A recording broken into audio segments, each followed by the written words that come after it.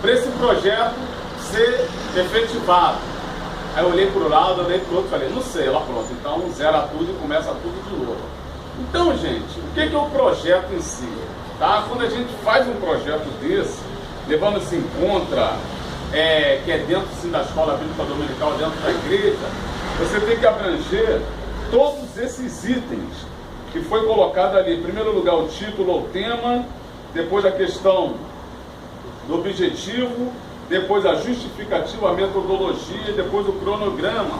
Quanto tempo vai levar isso? Não pode ser muito curto, tá? Para ele não ser feito de qualquer maneira, e também não pode ser muito longo, para no meio do caminho você desistir do próprio projeto em si. Então, quando eu consegui botar isso em prática, depois que eu fiz o primeiro, veio mais 9 em seguida. E desses 10 projetos, pelo menos 3 eu consegui colocar em prática. Então, tá? Por isso que eu queria que vocês fizessem esse projeto, né? Como já teve o não amém, né? Continua no amém, tá? Mas o que eu peço a vocês? Gente, mergulha nisso aqui. Porque logo em seguida, nós temos aqui os outros projetos que ele vai assim esmiuçando, né? Detalhe por detalhe. Aqui ele já dá o título, por exemplo, como do apóstolo Paulo, vida e obra. Ele te ensinando, né? Mostrando como está fazendo o projeto, a questão da justificativa, da metodologia, tá? Do produto final, fontes de consultas e por aí lá fora. Na outra página ele vem falando sobre a execução desse projeto e por aí vai. Então, isso aí eu vou pedir encarecidamente que vocês façam e colocam em prática, tá? A questão da avaliação dos resultados.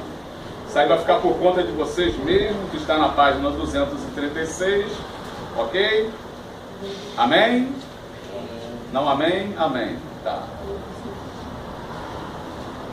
E todo o restante aqui do capítulo, gente, na realidade ele está focado assim dentro desse projeto, tá?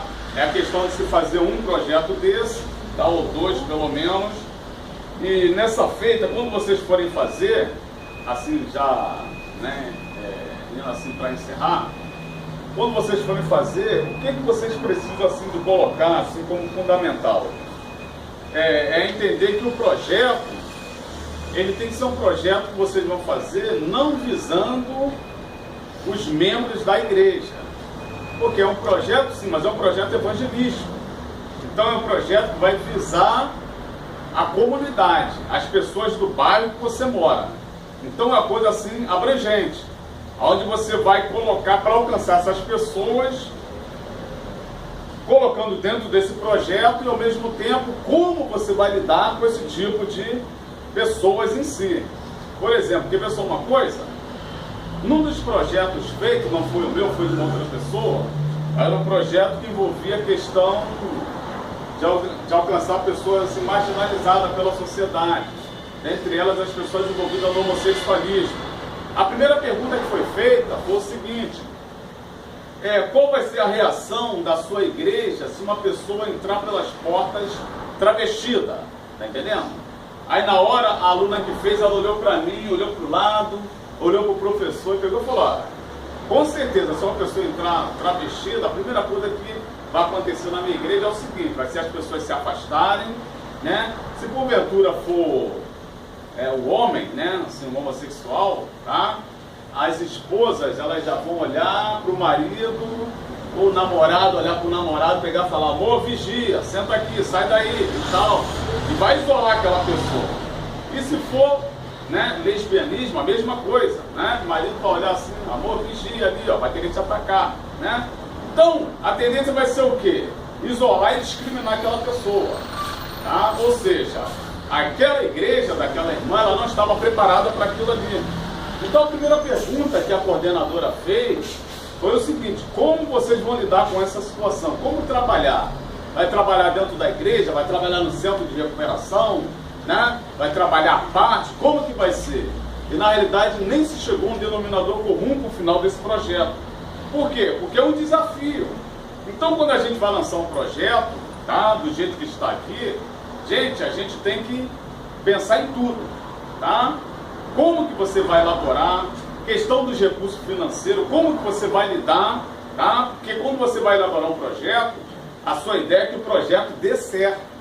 Você não pensa em algo, se der certo, bem, se não der, amém. Não, você pensa em algo para dar certo. E para dar certo, você tem que pesquisar de todas as formas para você poder ter êxito no teu projeto e a coisa poder funcionar e funcionar bem, né?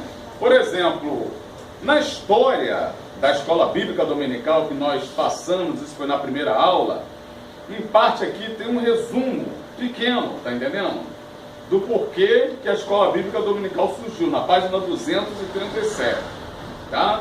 Então, eu queria que vocês observassem, prestassem atenção, porque esse projeto aqui do Robert, ele mudou o mundo.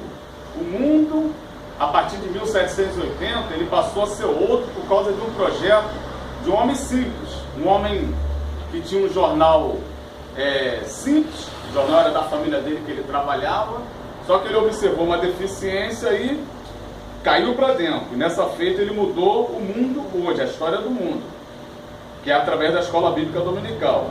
Por exemplo, na página 237, lá na metade, tem um monte de itens aqui que eu não vou ler porque vocês já leram em casa, tá?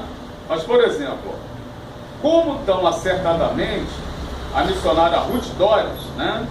Lemos, reconheceu o benefício que o projeto da escola dominical, né, de Reis proporcionou para a expansão do reino de Deus e para abençoar tantas pessoas ao dizer: no mundo há muitas coisas que pessoas sinceras e humanitárias fazem sem pensar ou imaginar a extensão da influência que seus atos podem ter. Certamente Robert Reis, né, nunca imaginou que as simples aulas que ele começou entre crianças pobres, analfabetas da sua cidade, no interior da Inglaterra, iriam crescer para ser um grande movimento mundial. Hoje a Escola Bíblica Dominical conta com mais de 60 milhões de alunos matriculados. Veja bem, gente, 60 milhões de alunos matriculados em mais de 500 mil igrejas protestantes no mundo. É a minúscula semente de mostarda plantada e regada que cresceu para ser uma grande árvore cujos galhos estendem-se ao redor do globo. Esta simulação do projeto de escola dominical, né, de Gloucester, foi elaborada a partir dos dados colhidos na história da escola dominical, com a finalidade didática de auxiliar os professores da escola dominical na formulação e implantação de projetos educacionais comunitários. Aí, a seguir aqui, segue assim um projeto didático que vocês vão botar em prática em casa. Bom, gente, o que a gente entende dentro disso tudo aqui? Esse Robert, quando ele começou, simplesmente foi porque na cidade onde ele morava, as crianças eram marginalizadas. A Revolução Industrial, em 1780, estava bombando. Então as mulheres saíam de casa para ajudar os seus maridos nas indústrias. As crianças ficavam em casa totalmente com as suas mentes vazias, não tinham condições de assistir a aula, até porque os colégios eram caros. Então, os filhos de quem tinham condições assistiam. Só que dos pobres, né, as pessoas baixa renda, ficavam em casa ociosas, ou seja, na rua, aprontando. E qual era o futuro daquelas crianças? Quando crescessem, virarem ladrões, batedores de carteira. Então, Robert, quando ele observou isso aí, ele cristão, ele falou: não aceito, vou mudar o quadro da história. Ele mudou o quadro como? Através de escolas que começou na sua casa, nos lares das pessoas voluntárias, convidando os professores, isso aos domingos, com o objetivo de quê? Tirar essas crianças da rua. Só que qual era o objetivo? Ensinar a didática. Só que quando as pessoas chegavam lá, ele não dava só a aula, né, secular. Ele dava aula secular, mas também dava aula da Bíblia. Então as crianças começaram a estudar a Bíblia, foram se convertendo e quando cresceram não viraram marginal. Moral da história: da Inglaterra, da pequena cidade que ele estava, saiu para toda a Inglaterra, da Inglaterra para os países, né, da Europa para todo mundo, e hoje a escola bíblica dominical é essa realidade. A escola bíblica dominical ela começou com o sentimento não de um pastor, não de um sentimento de pessoas assim voltadas para a religião, para a igreja, mas de um homem cristão que resolveu investir. E deu tanto certo que hoje é essa realidade. Então, quem sabe o seu projeto que você elaborar essa semana, né, daqui a alguns anos, não venha a ser a pequena semente, né, do grão de mostarda que vai fazer a diferença para a sua cidade, para o seu estado, para o Brasil e quem sabe para o mundo. Amém? Amém? Então por isso que cada um vai estar fazendo os seus projetos, ok? Mostrando aí ao superintendente, aos seus pastores, e estarão colocando em prática, tá? Bom, gente, no mais, é um outro projeto que consta aqui, que vocês vão colocar em prática, e assim encerra-se esse módulo. Eu quero ler só um pedaço da reflexão aqui que é interessante, na página 243. Para concluirmos a nossa caminhada na construção do projeto didático, pedagógico, comunitário, deixamos a seguinte reflexão. Qual a estratégia de ensino que movimenta professores e alunos para as atividades de ler, perguntar, pesquisar, entrevistar, escrever, debater, interpretar as informações, analisar dados, levantar hipóteses, comprová-las ou negá-las, recorrer a livros, enciclopédias, revistas, jornais, TV, internet, filmes, panfletos, músicas, poesias, fotos, peças de teatro, entrevista em busca do conhecimento e do desenvolvimento.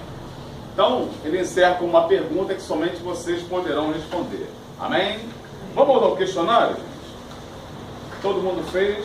Amém ou não amém? Não amém?